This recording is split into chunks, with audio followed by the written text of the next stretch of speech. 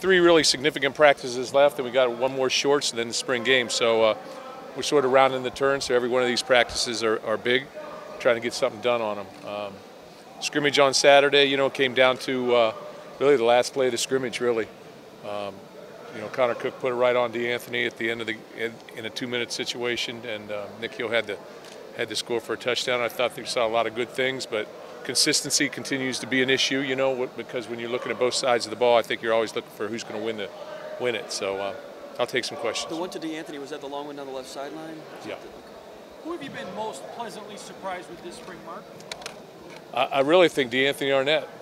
I mean, that guy's, he's caught the ball very well. He's making good runs after catches. He's playing aggressively.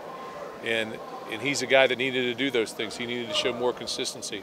I also think R.J. Shelton has moved forward. I mean, there's a lot of guys that have moved forward, but, you know, R.J.'s a guy that makes plays out there every scrimmage and every practice. And you know, some of our other good players remain good players. But I think those 2 guys have shown that, you know, they've come a little farther than they were in the fall. How much in the scrimmages do you put guys in situations where you want to see them versus just actually playing it out versus in games? Well, we actually played it out. It just so happens that every time we play it out, it gets close. Now, I guess they sort of say I rig it, but I don't really think that I do. It just sort of seems to happen like that. I mean, really the defense was ahead of the offense. Riley Bulla had a pick for a touchdown. Curtis Drummond had a real nice interception. So that put them up to 37 points, and you know, it just sort of happened the way it did. You know, but you know, I had a couple big plays by our offense, and they got back into it. What are you seeing from Riley? Is he making big strides at the move back to defense? You know, Riley's moved back to defense. He's working at the you know, the strong side linebacker rather than the middle linebacker, which is where he was working when he was a linebacker.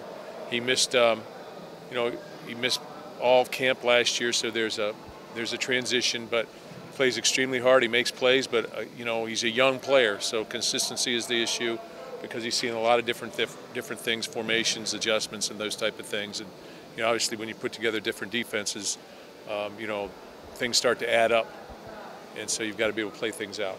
Who's going to compete with Ed for that spot when he comes back in the fall? I mean, I guess Ed's probably still in the mix as somebody you'll look at in the fall, right? Yeah. Ed will come into the fall as our #1 backer at that position, and you know, he's active. He's got a lot of the physical abilities like Nikos Allen had. He really runs well, does those type of things. So he'll come in #1. At least that's in my mind right now, in our minds right now. As far as you know, the other linebacker position, you know, it really sort of remains to be seen. We can move Taiwan out there. We can move Darian out there. We can play with those 3, where somebody can unseat them. But we've got good young players, but they're young, and so every rep is important for them. Did Hicks hold his spot at the corner? I know you said he was a little nicked up. Did he even go? Or? He did not go. Okay. He did not go. So, you know, yeah, he's still #1 at the corner because you're not going to lose it based on an injury, but he did not go. Could you fill us in on any depth chart changes on either side of the ball, please? That could be pretty deep. You know, we can see you again. In the 2 deep, you know, we got a lot of wideouts who I would consider have the ability to play. In the 2 deep right now, because guys are nicked up, you know, at the corner position, you know, Justin Williams worked at the #2 corner, but we've got some corners out. So, you know, we got guys with hamstrings or whatever that are nursing them. So we've got some different guys doing different things. No, you know, the 2 deep, you know, sort of remains constant. I would say there, 1's one day and 2's another. Did Keeler make a move? I know you were talking about him maybe pushing Cruz. Where's that at? Where's that stand? I think Cody is still #2. Connor Cruz has had a good spring. He's a senior. He can play a variety of positions. But Cody Keeler's had a great spring. I think he's a guy that is solid in that 6th position. Could play either guard or tackle, or you could move somebody else to guard or tackle. But he, you know, I think he could play any place on the right side of the ball, and the other guys can go to the left side. I think he did. Who are you looking at as your return guys? I know that it's still early, but you have a few guys back there catching punts before the kicks. Yeah, you know, R.J. Shelton, we're looking at him back there, and you know, Nick Hill. You know, McGarrett Kings right now is out. You guys probably know that, but he's out. So, but you know, we'll see how he shakes out in the fall. Is Kings out the rest of the spring then? Yeah, Kings out the rest of the spring. Yeah.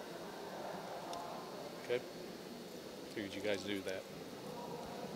Well, we can't write what we see. You have to tell us. That's one of the rules. Okay, that's good. That's a good rule. We'll leave it like that then. Any more questions?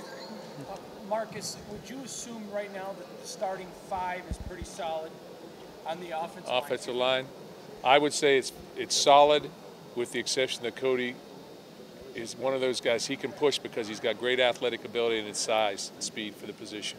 So either a Donovan or a Cruz, he can push. He can push. He can push those guys. I know Dave's talked about, maybe not using Jeremy quite as much, and he's talked about the number 2, Are Holmes and Hill, would those kind of be the other two guys getting carries if you started the season tomorrow? I think Delton Williams is in there, but he's out right now because of his shoulder surgery at the end of the season. But he's in there. I think he did enough last year as a true freshman to warrant that. I also think Nick Hill's having a great spring, and Gerald Holmes is a talent. We've got a couple freshmen coming as well. But it's going to be competitive there. But it should be, because that's a tailback position. We're going to give the ball to our tailbacks. So I think Langford's had a great spring. He's heavier. He's a little heavier.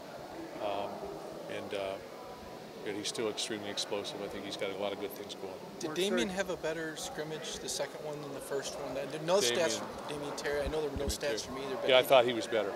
I did think he was better. Just to clarify on Kings, has he been out the whole spring, or did he get hurt He's been out the whole spring. with injury? No. You've had a lot of recruits around this spring. Can you just talk about the momentum off the Rose Bowl and a lot of guys around? Yeah, we've got a lot of momentum here. The Rose Bowl obviously has supplied that, along with the Big Ten championship. But I think it's also important that we step back and we're trying to reaffirm ourselves. I've said that over and over, and I think our football team is trying to do that.